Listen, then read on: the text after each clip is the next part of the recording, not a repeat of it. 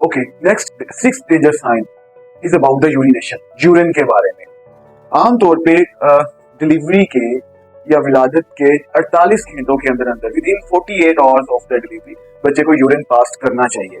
अगर डिलीवरी के 48 आवर्स तक बच्चा यूरिन पास नहीं करता तो ये भी एक डेंजर साइन है, उसके अंडरलाइन बहुत सारी कॉजेज हो सकती हैं, डॉक्टर से जरूर रब्ता करना है। या फिर बच्चा यूरिन करते हुए रोता है, बहुत ज्यादा चीखता है, तो ये भी एक प्रॉब्लम यूटीआई की हो सकती है, पेशाब की नालियों का, मसाने का या गुर्दे का इन्फेक्शन हो सकता है। तो इस सूरत हाल में भी फौरी तौर पे आपने डॉक्टर से रब्ता करना है। Seventh point is the weight loss.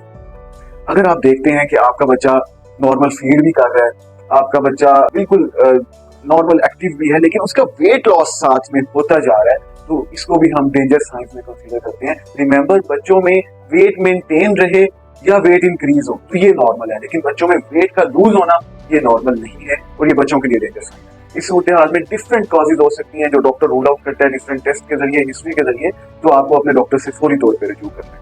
Number 8, abnormal temperature. अगर बच्चे का टेम्परेचर 100 डिग्री फ़ारेनहाइट से ऊपर जाता है या फिर 98 डिग्री फ़ारेनहाइट से नीचे आता है, दोनों कंडीशंस में टेम्परेचर ज्यादा हो जाता है या टेम्परेचर कम हो जाता है, ये दोनों कंडीशंस ही बच्चे के लिए डेंजर साइन है। आमतौर पे जब टेम्परेचर ज्यादा होता है तो हम बहुत कॉन्शियस होते हैं, लेकिन हाइपोथर्मिया यानी कि टेम्परेचर कम होने की सूरत में भी हमें उतना ही कॉन्शियस होना चाहिए, क्योंकि ये एक इन्फेक्शन का सिम्टम है। आप बच्चे को हाथ लगाते हैं, हाथ पांव उसके ठंडे हैं, बच्चा नॉर्मल टेम्परेचर लेवल जैसे कि वो पहले था उससे ज्यादा ठंडा महसूस करते हैं बच्चे को, तो भी फौरी तौर पे अपने डॉक्टर से रजू करें। Number 9, abnormal colour.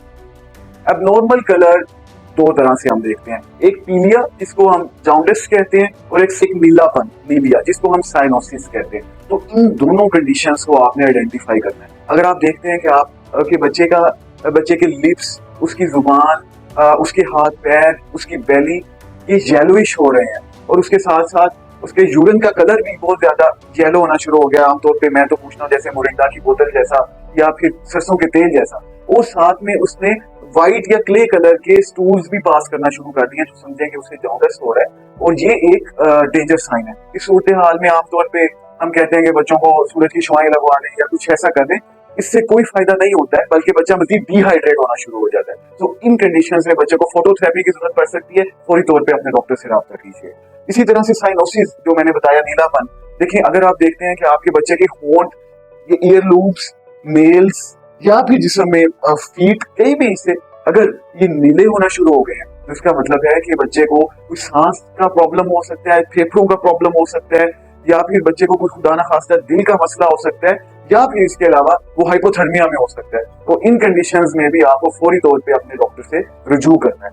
10 and the last one जो कि बहुत ही इंपॉर्टेंट है, अगर आप देखते हैं कि आपके बच्चे कुछ जर्की मूवमेंट्स करते हैं या फिर उनको कुछ फिट्स वगैरह से आते हैं, वो अब नॉर्मल मूवमेंट्स कर रहे होते हैं, तो भी ये एक डेंजर साइन है। लेकिन इसमें जरा सा रूल आउट करना है आपने कि बाद छोटे बच्चों में एब्डोमिनल कॉलिक, पेट का कॉलिक होता है जिसे हम मरोड़ कहते हैं, आम बच्चों में होता है, तो उसमें भी बच्चे थोड़ी सी जर्की मूवमेंट्स करते हैं, लेकिन फिर वो बाद में फ्लेटस या हवा खारिज करने के बाद वो इजी हो जाते हैं। तो लेकिन ये जो फिट्स हैं ये उससे हटके हैं। अगर एब्डोमिनल कॉलिक से हटके आप फिट्स, जर्क या कोई एबनॉर्मल मूवमेंट अपने बच्चे में फील करते हैं तो फौरी तौर पे डॉक्टर से रजू करें। Thank you very much.